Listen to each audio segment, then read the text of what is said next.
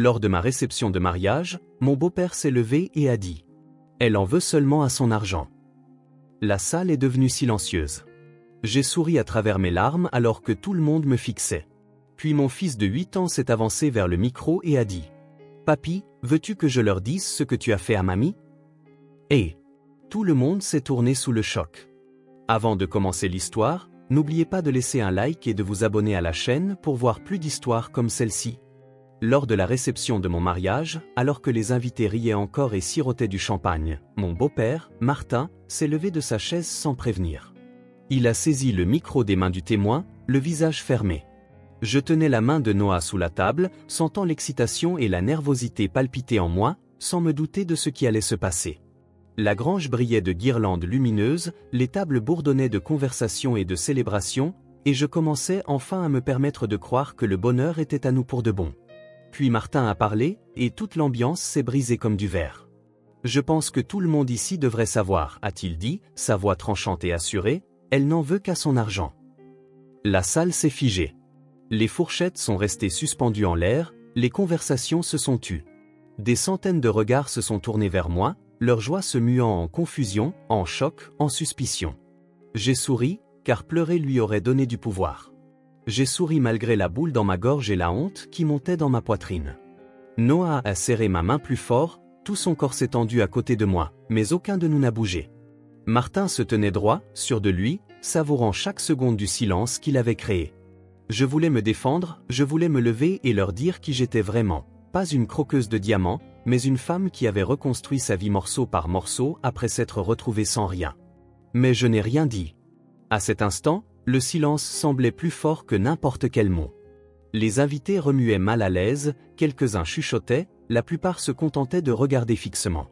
Puis, doucement, Ellie a glissé de sa chaise. Mon fils de 8 ans, sa serviette encore rentrée dans sa chemise, s'est dirigé vers le micro. Sa petite silhouette paraissait encore plus petite sous les hautes poutres de la grange, mais ses pas n'ont pas vacillé. Je me suis à moitié levé de mon siège, le cœur battant la chamade, mais je me suis arrêté quand il s'est tourné et m'a regardé. Son expression était calme, assurée. Il a fait face à Martin, se tenant à quelques mètres de l'homme qui venait d'humilier sa mère devant tout le monde. « Papy, dit Ellie, sa voix claire, est-ce que je devrais leur raconter ce que tu as fait à mamie ?» Le silence s'est brisé net. Un verre a glissé des mains de quelqu'un et s'est fracassé sur le sol. Des halètements ont résonné dans la salle. Toute l'énergie qui avait été dirigée vers moi s'est retournée et a atterri de plein fouet sur Martin. Il a ouvert la bouche, mais aucun mot n'est sorti. Son visage s'est vidé de toute couleur. Pour la première fois ce soir-là, ce n'était pas moi qui étais jugé. La vérité, enfouie pendant des années, se frayait un chemin vers la lumière, et ce n'était pas moi qu'elle allait détruire. Le matin du mariage, le monde extérieur à ma fenêtre brillait d'une douce lumière dorée. Le champ s'étendait, vaste et ouvert, parsemé de fleurs sauvages qui ondulaient sous une légère brise. C'était le genre de matin qui ressemblait à une promesse. Je me tenais devant le miroir, ajustant la simple boucle d'oreille en perles que Noah m'avait offerte, sentant une énergie nerveuse vibrer juste sous ma peau. Je n'avais jamais imaginé avoir une seconde chance en amour, encore moins une seconde chance qui semblait aussi pure. Après que mon premier mariage se soit effondré sous les mensonges et la solitude, je m'étais convaincu que les contes de fées étaient pour les autres. J'avais appris à construire une vie pour Ellie et moi-même de mes propres mains, brique après brique douloureuse. Puis Noah est arrivé. Je l'ai rencontré quand j'ai été engagé pour redécorer les intérieurs des nouveaux bureaux de son cabinet d'architecture. Il était attentionné, me demandant toujours mon avis, écoutant toujours comme si ce que je disais comptait. Autour des pauses café et des longues soirées à mesurer des plans d'étage, l'amitié s'est épanouie en quelque chose de plus fort, quelque chose de féroce et d'indéniable. Il m'a fait croire à nouveau, non pas par de grands gestes, mais par la façon dont il se souvenait de mon thé préféré ou par la façon dont il riait aux blagues un peu nulles de mon fils comme si c'était la meilleure chose qu'il ait jamais entendue. Noah n'a jamais essayé de me réparer, il s'est juste tenu à mes côtés, stable et sûr. Ellie l'a adoré presque instantanément. Ils construisaient des châteaux en Lego ensemble, menaient des batailles épiques avec des épées en mousse dans le jardin et se chuchotaient des secrets sur la façon dont ils allaient me construire une cabane dans les arbres un jour, juste comme ça. Les voir tisser ce lien me serrait le cœur d'une manière presque sacrée. Mais tout le monde n'était pas heureux. Martin, le père de Noah, n'a jamais caché qu'il me considérait comme inférieur à leur famille. À ses yeux, j'étais une mère célibataire sans rien à offrir d'autre qu'un joli visage et un compte en banque vide. Ses sourires étaient forcés, ses compliments plus acérés que des insultes. Au dîner de répétition, il avait gardé ses distances, trinquant avec de vieux partenaires commerciaux, évitant complètement notre table. Je me disais que ça n'avait pas d'importance. Je me disais que la seule approbation dont j'avais besoin était celle de Noah et d'Ellie. Pourtant, un petit nœud d'inquiétude se formait dans mon estomac chaque fois que je surprenais Martin en train de m'observer de l'autre côté de la pièce, son expression indéchiffrable. Le lieu était tout ce dont j'avais rêvé, simple et beau, une grange restaurée drapée de lin blanc et parsemée de guirlandes lumineuses, entourée de chênes imposants qui ressemblaient à des gardiens silencieux. Les tables étaient dressées avec des roses couleur blush et de la porcelaine à bord doré. Il y avait une chaleur, une douceur qui rappelait un foyer. Je portais une robe qui flottait quand je bougeais, rien d'extravagant, juste de la dentelle et du satin qui semblaient m'appartenir. Noah portait un costume bleu marine avec une rose blanche glissée dans sa boutonnière. Quand j'ai remonté l'allée et que j'ai vu la façon dont il me regardait, comme si j'étais la seule personne au monde, toute la peur et le doute se sont dissipés. Nos vœux étaient simples et honnêtes, des promesses bâties sur la beauté dure et désordonnée de la vraie vie. Nous avons promis de nous battre l'un pour l'autre, d'écouter, de pardonner. Ellie se tenait à nos côtés, tenant les alliances, souriant si largement que j'ai cru que son visage allait se fendre en deux. Pendant le cocktail, les rires remplissaient l'air. De vieux amis se retrouvaient, de nouvelles amitiés naissaient. Les assiettes s'entrechoquaient, la musique jouait, les enfants se poursuivaient pieds nus dans l'herbe. Pendant un petit moment, j'ai eu l'impression que chaque cicatrice que je portais s'était estompée en quelque chose d'invisible, d'impalpable. Quand vint le moment des discours, je me suis penché contre Noah, me sentant complètement en paix. Le témoin a plaisanté sur les terribles talents de cuisinier de Noah. Ma demoiselle d'honneur a raconté une histoire sur la façon dont nous rêvions de nos mariages quand nous étions adolescentes, riant de voir à quel point la réalité était différente. J'ai aperçu Martin du coin de l'œil, assis raidement à sa table, faisant tourner le liquide ambré dans son verre. J'ai pensé que peut-être, juste peut-être, il resterait tranquille et nous laisserait profiter de cette soirée. J'avais tort. Quand Martin s'est levé et a pris le micro, une vague de confusion a parcouru la foule. Les gens ont tourné la tête, quelques-uns ont applaudi poliment, s'attendant à un toast formel et légèrement maladroit du père du marié. Au lieu de cela, il a tout brisé d'une seule phrase. Assise ici maintenant, le poids du moment m'oppressant la poitrine, j'ai réalisé la vérité. Ce n'était pas juste un discours. C'était une attaque, une tentative délibérée de me démolir au moment où j'étais la plus vulnérable. Et pendant un instant, ça a presque fonctionné. Jusqu'à ce qu'Ellie, avec ses petits pas assurés, me rappelle que l'amour le plus fort dans cette pièce n'était pas celui qui essayait de contrôler, mais celui qui choisissait de se tenir droit, peu importe à quel point on pouvait être petit ou effrayé. Les mots de Martin planaient dans l'air, lourds et tranchants, elle n'en veut qu'à son argent. Pendant un battement de cœur, personne n'a bougé. L'orchestre a cessé d'accorder ses instruments, les conversations se sont interrompues en plein milieu. Tous les yeux dans la salle se sont tournés vers moi, non pas avec gentillesse, mais avec confusion, suspicion, pitié. Je suis resté figé, ma main serrant fermement celle de Noah. Ses jointures étaient blanches. Je pouvais sentir son corps se tendre à côté de moi, une tempête à peine contenue. Je voulais parler, en rire, me lever et démolir ses accusations. Mais les mots sont restés coincés dans ma gorge. Je m'étais préparé à tant de choses pour ce jour. Ce moment n'en faisait pas partie. Noah s'est levé à moitié de sa chaise, mais Martin a continué de parler, sa voix calme et mesurée emplissant la grange comme de la fumée. « Mon fils a toujours eu un grand cœur », a dit Martin, regardant directement Noah, puis balayant du regard les invités. « Trop grand. Ça l'aveugle sur ce que les gens veulent vraiment de lui. » Des murmures ont agité les tables. Des amis se sont jetés des regards, incertains s'il fallait rester assis ou intervenir. Quelques-uns m'ont regardé, leurs yeux désolés, mais la plupart attendaient simplement de voir ce qui allait se passer. Je sentais ma respiration s'accélérer, courte et vive. Ma robe de mariée, si légère et belle quelques heures auparavant, me semblait maintenant un filet qui se resserrait autour de ma poitrine. Martin a levé légèrement son verre, comme pour porter un toast, son sourire fin comme une lame de rasoir. À la lucidité, avant qu'il ne soit trop tard. Il s'est rassis, le micro heurtant la table en tombant. Le son a résonné dans le silence stupéfait. J'ai baissé les yeux sur mon assiette, ma vision brouillée. Une tomate cerise avait roulé de ma salade et reposait sur le bord, parfaitement intacte, absurde dans sa normalité. Autour de moi, le monde tournait, mais cette tomate restait parfaitement immobile. Noah s'est tourné vers moi, le visage rouge de colère, mais doux quand il a croisé mon regard. « Je suis tellement désolé », a-t-il murmuré, sa voix tremblant de rage et de chagrin. J'ai secoué la tête. Je ne voulais pas qu'il soit désolé. Je ne voulais pas qu'il ait honte de la cruauté de quelqu'un d'autre. Je me suis redressé. J'ai relevé le menton. Si Martin voulait m'humilier, je ne lui donnerais pas la satisfaction de m'effondrer. J'ai ouvert la bouche, prêt à parler, à me défendre avec chaque once de force qu'il me restait. Mais avant que je puisse dire un mot, Élie s'est levé de la table voisine, où il était assis avec ma sœur et ses enfants. Élie s'est levé. Il s'est essuyé les mains sur le devant de son pantalon, balayant des miettes invisibles, et a commencé à marcher vers l'avant de la salle. Au début, j'ai cru qu'il venait juste me trouver, chercher du réconfort comme le font les enfants quand les choses deviennent effrayantes. Je me suis à moitié levé de ma chaise, prêt à le prendre dans mes bras, à le protéger de la laideur qui tourbillonnait autour de nous. Mais il n'est pas venu vers moi. Il a marché droit vers le micro. Un silence est tombé sur la salle alors que tout le monde se tournait pour le regarder. Un petit garçon en gilet bleu marine et cravate à clip, debout seul sous les lumières crues du plafond. Il a tendu la main, a ajusté soigneusement le micro et a regardé Martin. « Papy, dit Élie, la voix stable, est-ce que je devrais leur raconter ce que tu as fait à mamie ?» Les mots, si clairs et simples, ont tranché la tension comme une lame. Il y eut une inspiration brusque parmi les invités. Un verre de vin s'est renversé à une table voisine, le liquide rouge s'étalant sur le lin blanc. Quelqu'un a haleté à voix haute. Une femme a plaqué sa main sur sa bouche. Le visage de Martin, suffisant un instant auparavant, est devenu cendré.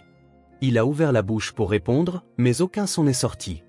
Il a regardé Élie, puis les invités, comme pour essayer d'évaluer ce que le garçon savait exactement. La réponse était écrite sur chaque visage horrifié qui le fixait en retour. Je suis restée assise, figée, partagée entre la fierté et la panique. Élie se tenait là, petit mais inébranlable, ses mains jointes fermement devant lui. Il n'a pas crié. Il n'a pas pleuré. Il a simplement tenu bon, projetant une lumière si vive que même les mensonges de Martin ne pouvaient y survivre. Noah a bougé le premier. Il s'est levé, s'est approché d'Élie et a posé doucement une main sur son épaule. Ses yeux n'ont pas quitté ceux de son père.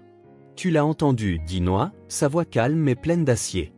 Peut-être qu'il est temps que nous entendions tous la vérité. » Les invités restaient stupéfaits, leur regard allant de Martin à Noah, entre le passé et le présent, entre ce qu'ils pensaient savoir et la laide vérité qui se déroulait sous leurs yeux. Et pour la première fois depuis que Martin avait ouvert la bouche, j'ai souri. Non pas parce que la douleur avait disparu, non pas parce que le moment était facile, mais parce que nous n'étions plus seuls. Martin restait là, raide et silencieux, tandis que le poids des mots d'Élie s'abattait sur la pièce comme un épais brouillard. Ses mains, autrefois stables autour de son verre, tremblaient légèrement contre la nappe. L'homme qui avait été si prompt à juger, si désireux de me couvrir de honte, semblait maintenant acculé, exposé. Noah s'est agenouillé à côté d'Élie, parlant assez bas pour que seuls les plus proches puissent entendre. « Tu es si courageux, dit-il. Tu as fait ce qu'il fallait. » Élie hocha la tête une fois, le visage sérieux. Il ne gigotait pas. Il ne vacillait pas. Je me suis levé de ma chaise, lissant ma robe avec des mains tremblantes, et je me suis approché d'eux. J'ai serré Élie dans mes bras, sentant le battement régulier et solide de son cœur contre le mien. Noah s'est levé aussi, passant son bras autour de nous deux, créant un bouclier, un petit cercle incassable. La voix de Martin a brisé le silence, rauque et défensive. « Ce n'est qu'un enfant, dit-il, ses mots trébuchants. Il ne comprend pas ce qu'il dit. » Noah s'est redressé. Sa voix a porté à travers la pièce, pas forte, mais ferme. « Alors peut-être que tu devrais nous l'expliquer, dit-il. Expliquer ce qu'il a entendu. Expliquer pourquoi ma mère avait peur de rentrer à la maison après son opération. Expliquer pourquoi elle pleurait au téléphone avec moi cette nuit-là, me suppliant de rester en ligne parce qu'elle avait peur d'être seule avec toi. » Des halètements parcoururent les tables. Les invités chuchotèrent derrière leurs mains, s'agitant sur leur siège, jetant des regards de Martin à moi, à Noah. Je serrai Élie plus fort, mes yeux ne quittant jamais ceux de Martin. Il se leva brusquement, renversant sa chaise avec un raclement dur contre le plancher de bois. Son visage était tordu de colère, mais il y avait aussi de la peur, nue et évidente. « C'est une affaire de famille, lança Martin. Pas quelque chose à étaler devant des étrangers. » Non, dit Noah. Les affaires de famille sont bâties sur la confiance, le respect, l'amour. Tu as jeté tout ça bien avant ce soir. Pendant une seconde, j'ai cru que Martin allait sortir en trombe, qu'il allait tourner les talons et disparaître dans la nuit, ne laissant derrière lui que des rumeurs et des débris. Mais il est resté planté là, têtu, défiant, trop fier pour fuir, mais trop exposé pour se défendre correctement. À l'une des tables de devant, l'oncle David, le frère cadet de Martin, s'est levé. C'était un homme discret, traînant toujours en marge des événements familiaux, gardant toujours la tête basse. Mais ce soir, quelque chose en lui avait changé. Je l'ai entendu aussi, dit l'oncle David, la voix tremblante d'émotion. J'étais là la nuit où tu as dit à Lily qu'elle était un fardeau, que tu aurais souhaité que l'AVC ait terminé le travail. Je n'ai jamais rien dit parce que je pensais que ça déchirerait la famille. Mais tu l'as déjà fait toi-même. Les mots frappèrent comme une fissure dans la pierre. Martin pâlit. Sa bouche s'ouvrit et se ferma, cherchant une défense, un moyen de retourner la situation, mais rien ne va. Les invités le fixaient maintenant, non plus avec confusion, mais avec dégoût. Les murmures s'intensifièrent, se transformant en colère, en incrédulité, même en pitié pour la femme qu'il avait si complètement abandonnée. L'organisatrice du mariage, sentant le désastre imminent, fit discrètement signe à l'équipe de sécurité près de l'entrée. 2 hommes en costume noir s'approchèrent du fond de la salle, professionnels et discrets, attendant le signal. Noah les regarda, puis se retourna vers Martin. « Je pense que tu devrais partir, dit-il. Tu n'es pas le bienvenu ici. » Martin regarda autour de lui, réalisant peut-être pour la première fois que personne ne le défendrait, personne ne l'excuserait, personne ne ferait semblant que cela ne s'était pas produit. Avec des mouvements raides et saccadés, il attrapa son manteau sur le dossier de sa chaise et se dirigea vers la porte. Personne n'applaudit. Personne ne l'appela. Les lourdes portes en bois se refermèrent derrière lui avec un bruit sourd et définitif. Le silence persista un instant de plus. Puis Noah se tourna vers les invités, sa voix stable mais pleine d'une émotion brute et honnête. « Cette femme, dit-il en me regardant, est l'amour de ma vie. Elle n'est ici pour rien d'autre que mon cœur, et je suis fier au-delà de tout de l'appeler ma femme. » J'ai senti les larmes monter à nouveau, mais cette fois, elles étaient différentes. Pas de honte, mais d'un amour débordant, brûlant. Les invités se levèrent. Des applaudissements remplirent la grange, pas les applaudissements polis d'un événement formel, mais quelque chose de plus fort, de plus plein, de réel. Les gens acclamaient, certains pleuraient ouvertement. Au milieu de tout cela se tenait Élie, le plus petit d'entre nous, le plus courageux d'entre nous, tenant fermement ma main. Et j'ai réalisé que ce n'était plus seulement un mariage. C'était le moment où nous reprenions possession de notre famille. Alors que les lourdes portes se refermaient derrière Martin, un poids s'est levé de la pièce. Ce ne fut pas immédiat, pas facile, mais le changement était là, comme une profonde respiration que personne ne réalisait retenir. Pendant un moment, tout le monde resta immobile, pris entre les décombres de ce qui venait de se passer et la question de ce qui allait suivre. Noah se tourna vers moi, ses yeux brillants non pas de colère, mais d'amour, féroce et inébranlable. Il s'avança, prit mes 2 mains dans les siennes et se pencha jusqu'à ce que seuls nous existions dans l'espace entre les chuchotements et le tintement des verres. « Je t'aime, dit-il, sa voix claire et forte. Rien de ce que quiconque dit, rien de ce que quiconque fait ne changera jamais ça. » Les larmes emplirent mes yeux, mais cette fois, je les laissai couler. Je n'avais pas honte. Je n'étais pas embarrassé. J'étais debout au milieu d'une salle pleine de gens qui venaient de voir le pire que quelqu'un pouvait me jeter à la figure, et j'étais toujours debout, plus forte qu'avant. Noah m'embrassa doucement, là, devant tout le monde, scellant une promesse qui n'avait rien à voir avec les apparences ou l'approbation. Élie agrippa ma main, nous regardant avec un sourire radieux. Son sourire illuminait tout son visage, si fier, si certain. À sa petite manière, il nous avait protégés plus farouchement que quiconque aurait pu le faire. Du fond de la salle, ma sœur Kali commença à applaudir. C'était un petit bruit au début, presque hésitant, mais il grandit. Un par un, les invités se joignirent, certains souriant, d'autres essuyant des larmes. Les applaudissements déferlèrent dans la grange, pas polis, pas forcés, mais réels, chaleureux, vivants. L'orchestre, après un rapide coup d'œil incertain à Noah, entama la première chanson que nous avions choisie ensemble pour la réception. Les 12 premières notes de Stand By Me emplirent l'air, riche et stable, un battement de cœur pulsant à travers le chaos. Noah me tendit la main. « M'accordez-vous cette danse, Madame Whitmore ?» demanda-t-il en souriant. J'ai ri, d'un rire tremblant mais réel, et j'ai placé ma main dans la sienne. « Nous nous sommes dirigés vers le centre de la piste, les invités formant un large cercle autour de nous, nous laissant de l'espace, offrant un soutien silencieux. Les guirlandes lumineuses au-dessus de nous se balançaient doucement dans la brise qui entrait par les portes ouvertes de la grange. L'odeur des roses et de l'herbe d'été emplissait l'air. Pendant que nous dansions, Noah me murmura à l'oreille, « Toi et moi. Personne d'autre ne compte. » Je resserrai mes bras autour de lui, sentant la vérité solide de son corps contre le mien, la certitude absolue dans ses mots. À mi-chemin de la chanson, Ellie nous rejoignit, enroulant ses bras autour de ma taille sans hésitation. Noah se pencha, le souleva et le tint entre nous. Nous trois tournions lentement sous les lumières, les rires se mêlant à la musique autour de nous. La réception commença à guérir d'elle-même. Les amis et la famille retournèrent à leur table, les conversations reprirent, maintenant plus vives, plus libres. Les enfants retournèrent en courant sur la pelouse, se poursuivant dans le crépuscule. Les assiettes se remplirent, les verres trinquèrent à nouveau, et la vie continua, refusant d'être empoisonnée par la haine d'un homme amer. Ma tante Mara s'approcha avec un doux sourire et déposa un léger baiser sur ma joue. « Tu es exactement là où tu dois être » murmura-t-elle. Plus tard dans la nuit, alors que les étoiles apparaissaient et que la fête débordait sur l'herbe fraîche à l'extérieur, les gens venaient nous voir par vagues. Certains s'excusaient pour le comportement de Martin, d'autres partageaient de discrets mots d'encouragement. Beaucoup nous ont simplement serrés dans leurs bras, sans besoin d'explication. J'ai réalisé alors que les moments de cruauté ne nous définissent pas. C'est la façon dont nous nous relevons après qui le fait. Ellie est restée près de moi toute la soirée, sa petite main trouvant la mienne chaque fois que la foule devenait écrasante. Je me suis penché et j'ai embrassé le sommet de sa tête. « Tu m'as sauvé aujourd'hui » ai-je dit doucement. Il leva les yeux vers moi, confus. « J'ai juste dit la vérité » dit-il simplement. Parfois, le courage le plus pur vient des plus petites voix. Quand la nuit s'est finalement terminée et que nous sommes partis en voiture sous un tunnel de cierges magiques, j'ai regardé en arrière la grange qui brillait derrière nous. Je ne ressentais aucune tristesse, aucune peur persistante.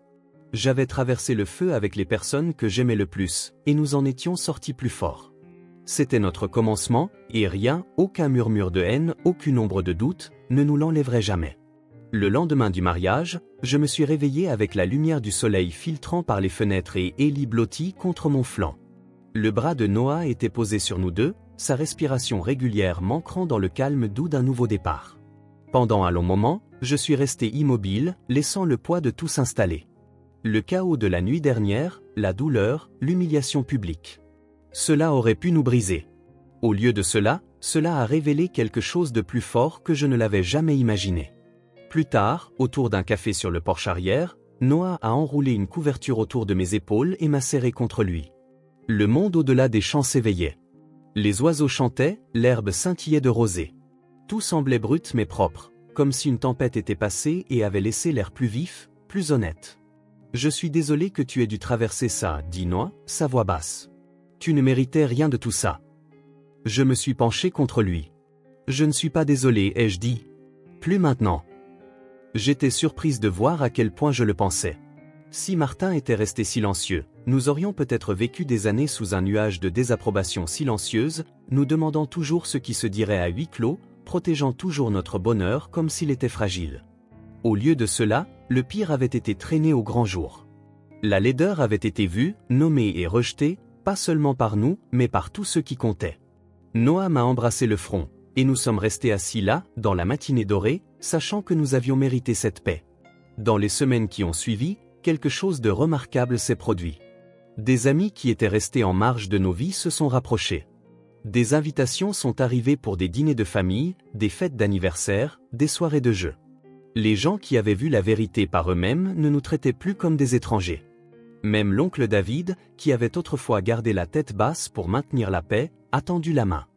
Il a pris Noah à part lors d'un barbecue familial un après-midi et s'est excusé d'être resté silencieux si longtemps.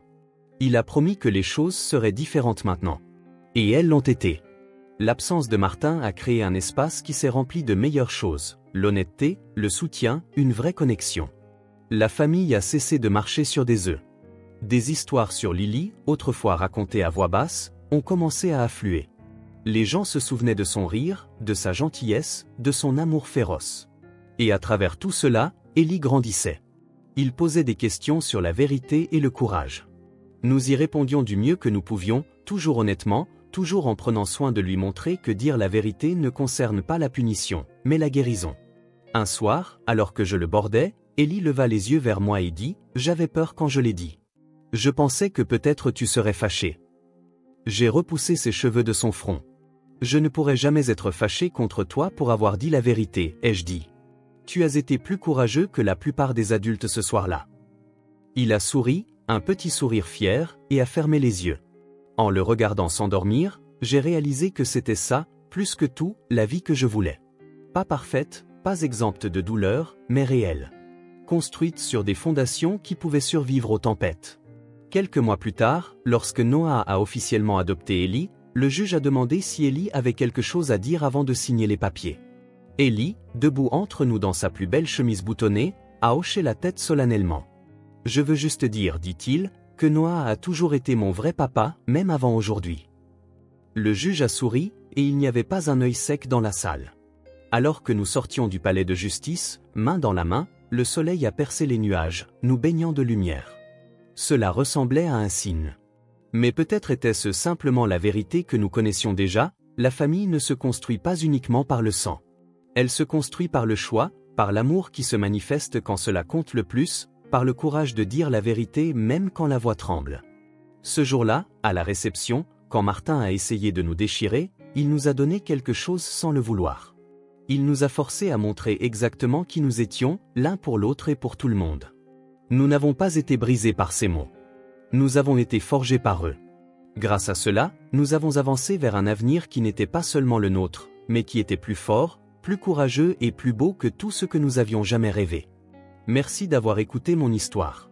Si cela a touché votre cœur, si vous croyez que la vérité et l'amour finissent toujours par triompher, prenez un moment pour aimer cette vidéo. Cela aide plus que vous ne le pensez. J'aimerais aussi connaître vos pensées. Partagez votre histoire, votre soutien, ou même juste quelques mots gentils dans les commentaires ci-dessous. Je lis chacun d'entre eux. Si vous connaissez quelqu'un qui a besoin de se rappeler que le courage peut venir des endroits les plus inattendus, partagez cette vidéo avec eux. On ne sait jamais qui pourrait en avoir besoin aujourd'hui. Et si vous voulez entendre d'autres histoires vraies sur l'amour, la famille et les batailles que nous menons pour les protéger, assurez-vous de vous abonner à la chaîne et d'activer la cloche de notification. Ce n'est que le début, et je serai honoré de vous avoir à mes côtés à chaque étape du voyage. Merci d'être là. Merci de croire aux secondes chances. Je vous retrouve dans la prochaine vidéo.